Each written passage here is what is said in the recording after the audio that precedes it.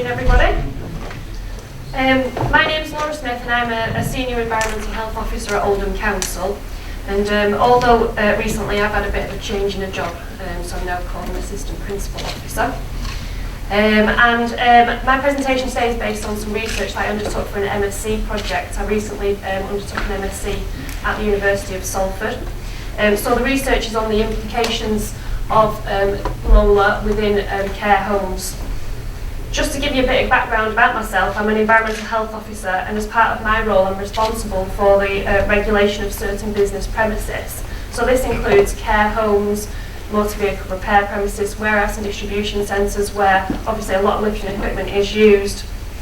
So I'm absolutely not a technical expert on lifting equipment, so please don't ask me any technical questions. So what I can tell you about is my experiences as a regulator, and also about the research that I recently undertook.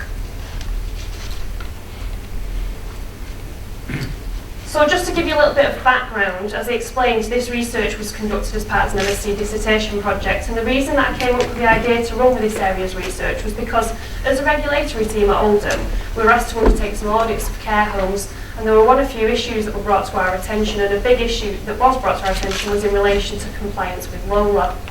So a team of three or four of us went out and did audits, and we came back with the same kind of issues.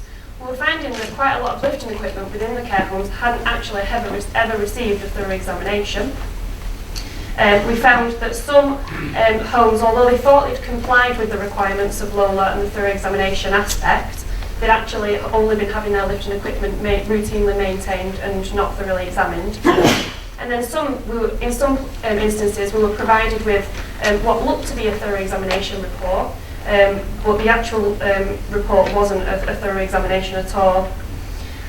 So what the aim of this project was just to gain a further more understanding and detailed picture of what compliance levels were in care homes, to see if it was a localised issue or more of a bigger issue, and to determine if duty holders had sufficient knowledge and understanding of LOLER to be able to achieve compliance.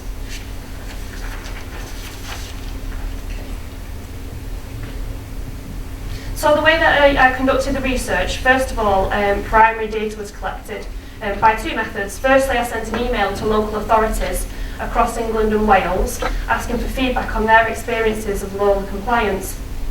And secondly, the main data collection tool was the use of a short postal questionnaire which was sent to a number of care homes throughout Greater Manchester. The questionnaire was written so that it could be completed anonymously.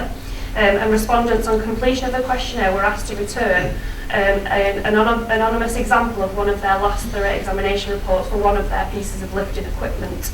These were then later analysed to determine if they complied with Schedule 1 of LOLER, because one of the issues we'd found that a lot of the reports that were being returned to us actually didn't comply with Schedule 1 of LOLER, which indicates what should be listed in a their examination. And because this was part of a dissertation project, ethical approval was sought from the University of Salford.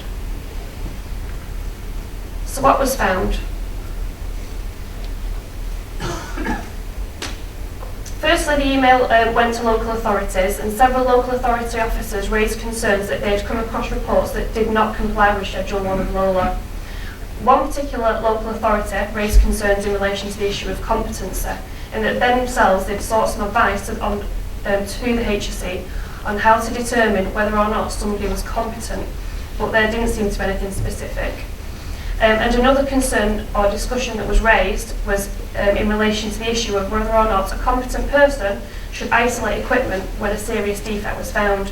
And this is something that I've written a little bit more on in the paper that's in the book.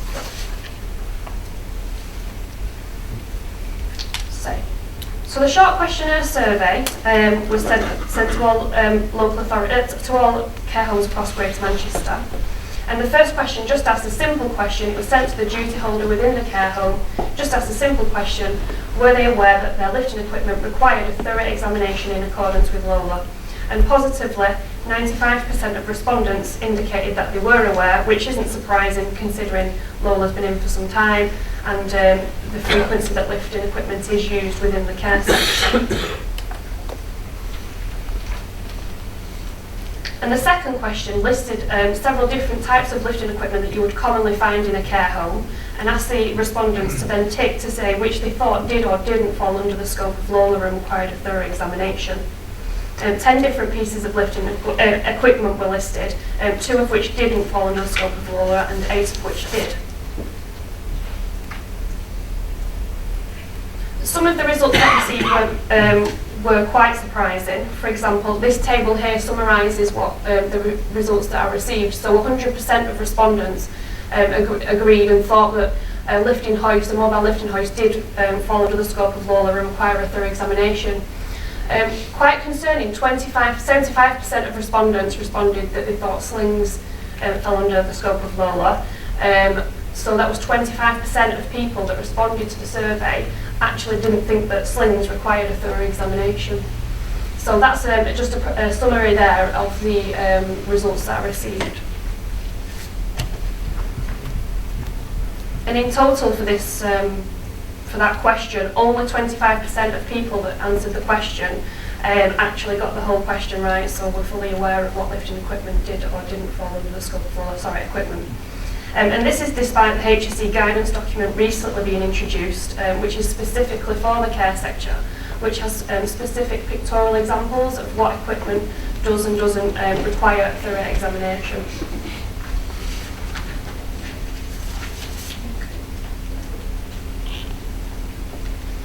And then another area that was explored was then the confidence that respondents understood the difference between a thorough examination and routine maintenance of lifting equipment.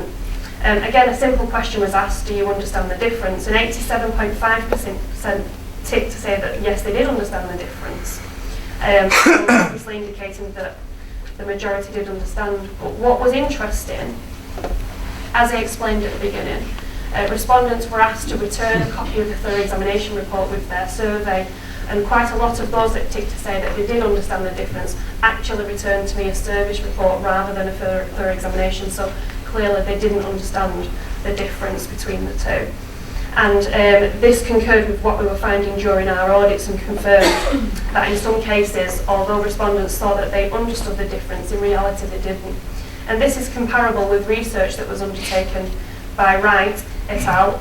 On behalf of the HSE, who in their research found that many were confused about the meaning of the terms inspection, thorough examination and maintenance.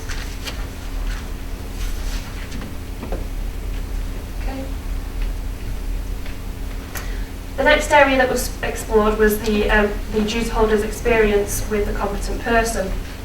Positively, 90% of respondents indicated that when a competent person went on site and found defects with the lifting equipment, that they would explain to them the seriousness of those defects and what action they needed to take.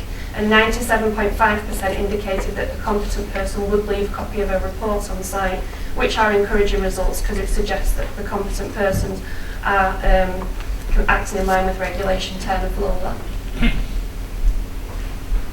I then went to explore training a little bit further. So the survey asked respondents if they'd had any health and safety training, and 87.5% indicated that yes, they had. The most common areas brought up was moving and handling and COSH, which, considering the sector targeted, isn't surprising. However, surprisingly, only 3 people mentioned that they'd had any training on LOLER or lifting equipment.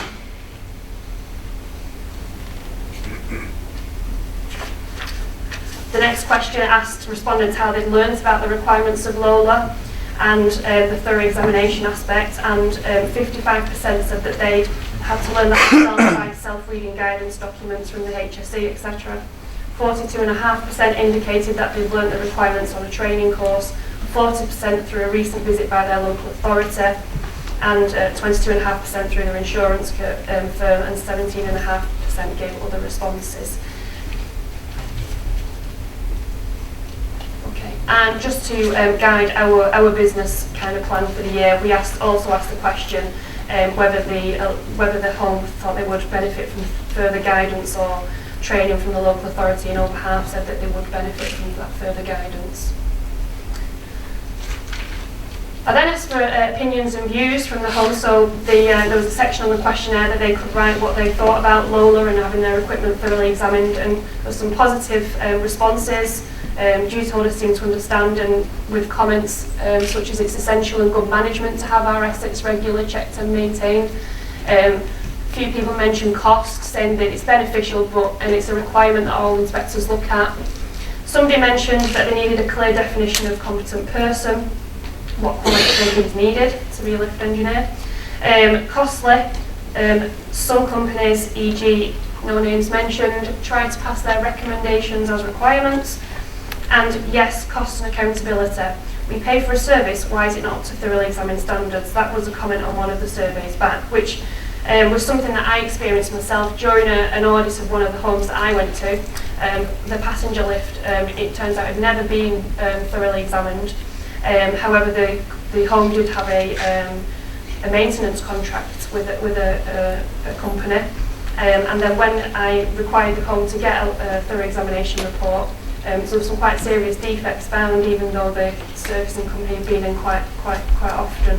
So the home found that quite difficult to understand.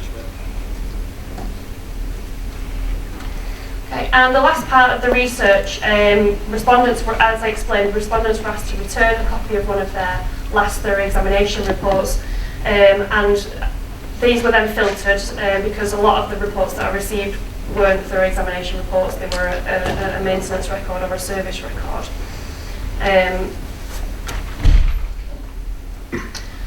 I then compared this to Schedule 1 of LOLER to see if all the information that you would expect to see within a thorough examination report was actually listed in the ones that I'd received. And in total, 55.6% of the reports that I received actually didn't comply with Schedule 1 of LOLER. Some of them were missing quite important information, such as the date of the last thorough examination. And that wasn't to say that the competent person inspecting didn't necessarily know the last date. There was kind of no space or on the form for it to have been written there. Many were missing the details for the reason of the examination. Many didn't indicate if the lifting equipment was safe to operate, and the name and address and qualifications in particular were missing from a lot of the reports that I saw.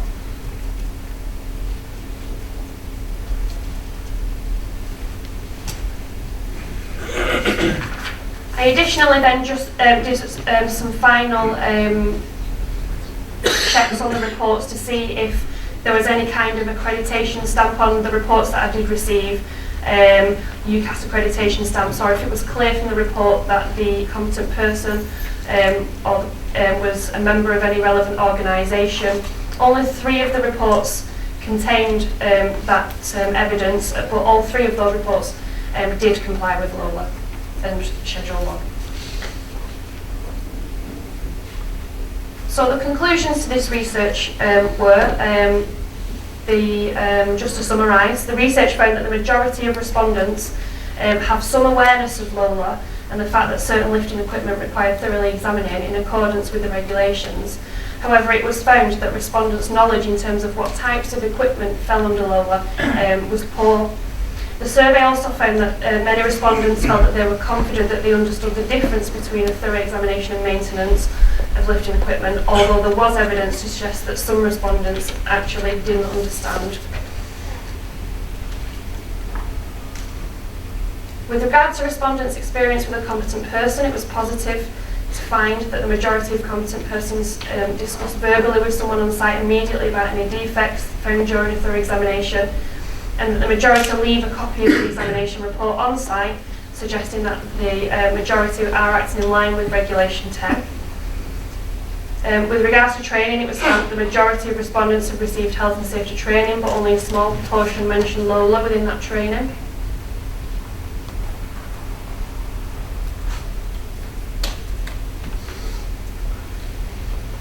Additionally, the survey found that the majority of respondents were self-taught on LOLER and thorough examination by reading guidance documents. The survey also found that over half respondents thought that they would benefit from further guidance from the local authority. Additionally, as we've discussed, the opinions were sought and a few interesting points were raised there. And interestingly, the research also found that the majority of the thorough examination reports that were returned to myself did not actually comply with Schedule 1 of LOLER. So overall, it was concluded that the compliance levels in relation to thorough examination of lifting equipment in care homes was quite poor, in that the majority of the reports that we saw being returned didn't actually comply with the regulations. Also, although respondents in the main seem to have some understanding of the regulations, further work needs to be done to ensure that awareness and understanding is improved. The research does suggest that some respondents do not have sufficient understanding of the requirements of LOLER in order to comply with the regulations. So from this, I've made several recommendations. A recommendation is that the HSE and local authorities focus a campaign for the care sector on raising awareness of LOLER and the thorough examination requirement. That the HSE and local authorities work collaboratively to address competent persons and lift companies who are producing certification that doesn't actually comply with Schedule 1 of LOLER. And something that's been discussed as well is the feasibility of a register of competent persons in relation to lifts, i.e. something similar to the gas safe registration scheme, which would be a lot more easier for duty holders to be able to pick out the people that they need to use, rather than necessarily the cheapest person that they can find. So if that could be further explored, that's also what I've recommended. Okay, and that's the end. Any questions?